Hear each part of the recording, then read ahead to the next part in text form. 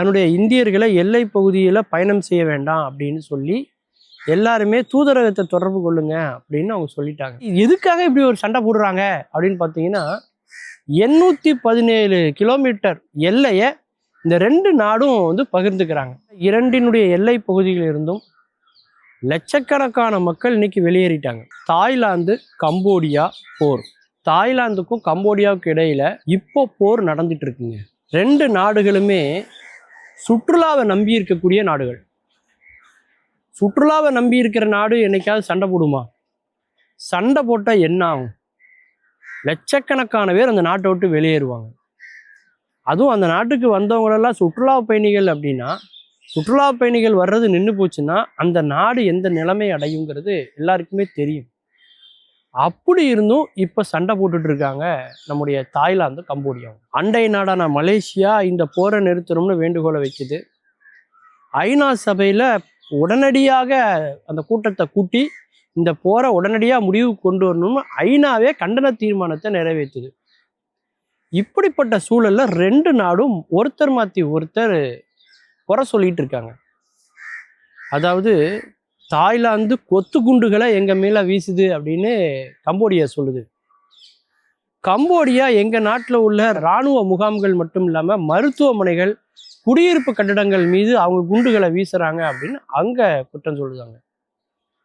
சரி, இந்த மாதிரி யுத்தம் இப்பதான் ஆரம்பிச்சிருக்கான்னு பார்த்தா இல்லைங்க. 2011 வந்து ஒரு 21 பேர் இறந்து போயிருக்காங்க. இந்த மாதிரி ஒரு யுத்தம் வந்து இன்னைக்கு 3 நாள்ல 41 பேர் இறந்துருக்காங்க இந்த யுத்தத்துல.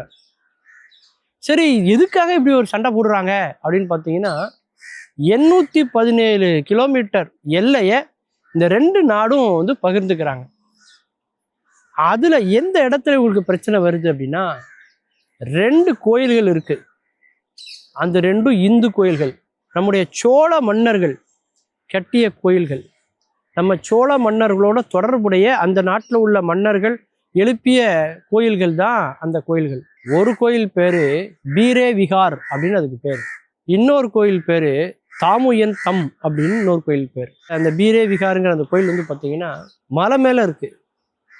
525 மீட்டர் உயரத்துல இருக்கு. ரொம்ப பழமையான சிவன் கோயில். கம்போடியா புத்த மதத்தை பின்பற்றக்கூடிய நாடு. 97% மக்கள் புத்த மதத்தை பின்பற்றக்கூடியவங்க. இருந்தாலும் அங்கும் சில இந்து கோயில்கள் இருக்கிறது, இந்துக்கள் இருக்கிறாங்க. அந்த உரிமையை விட்டு கொடுக்க முடியாது அப்படின்னு கம்போடியா சொல்லுது. அந்த தாமுயம் தாம் அப்படிங்கிற அந்த கோயிலை விட்டு கொடுக்க முடியாது அப்படின்னு.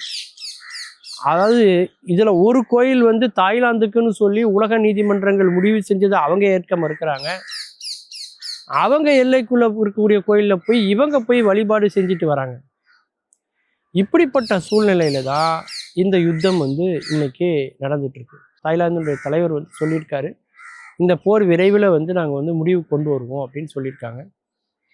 இரு தரப்புலையும் சுமூகமாக போவதுதான் நல்லது. ஏன்னா இரண்டினுடைய எல்லை பகுதியில் இருந்தும் லட்சக்கணக்கான மக்கள் இன்னைக்கு வெளியேறிட்டு இருக்காங்க.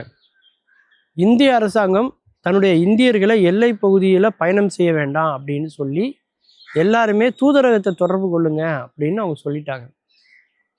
நம்ம வல்லரசு நாடுகள் சண்டை போடுறதான் பார்க்குறோம். வல்லரசு நாடு வேறு ஏதாவது நாட்டை வந்து அடக்குவதை நம்ம பார்த்துருக்கோம். தீவிரவாதம் அப்படின்னாலே நமக்கு வந்து ஒரு சில நாடுகள் நினைவுக்கு வரும். ஆனால் அமைதி இருந்தால் மட்டும்தான் சுற்றுலா வளர்ச்சி அடையும். சுற்றுலா வளர்ச்சி இருந்தால் மட்டும்தான் தேசம் வளர்ச்சி அடையும் என்று சொல்லக்கூடிய இரண்டு நாடுகளும் கூட யுத்தத்தில் இறங்கி இருக்கு. அப்படிங்கிற இதற்கு பின்னால் இருக்கிற அரசியல் அப்படின்னு பார்க்கும்பொழுது அது இன்னும் நீண்ட ஒரு வழியை நோக்கி போயிட்டு இருக்கு அப்படின்னு சொல்லலாம். எது எப்படியோ அந்த போரானது ஒரு ஷார்ட் போராக இருந்து, ஒரு குறுகிய கால போராக இருந்து அது முடிவுக்கு வந்தால் அது எல்லோருக்கும் நன்மை. மீண்டும் பல புதிய தகவல்களோடு, அதில் அறியப்படாத பக்கங்களோடு உங்களை சந்திக்கிறேன். நன்றி, வணக்கம்.